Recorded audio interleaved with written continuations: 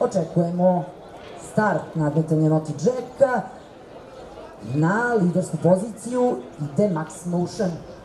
S polja preti i na lidersku poziciju izbija End Colony. Na drugoj poziciji je Mirage Mistress.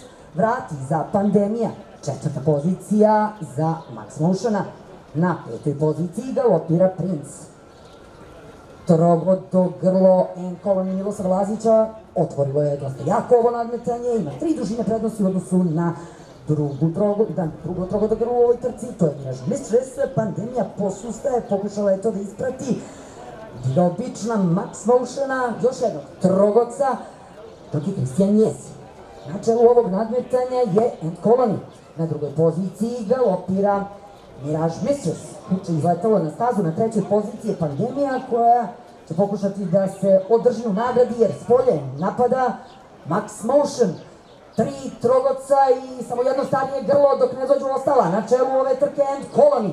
Digao je beat jockey Đorđe Perović. Mirage Mistress je ipak previše daleko. Da li je moguće da stiže Pandemija? Da li će ovo biti borba za drugo mesto? Izgleda da ipak neće. End Colony i Mirage Mistress. Treća pozicija Pandemija blizu. Četvrta pozicija za Max Motiona. Peta pozicija za Coyote. Šesta pozicija za Teoru. Sedma pozicija za Princa. Osma pozicija za Sunny Sky. I deveta pozicija za Wellingtona.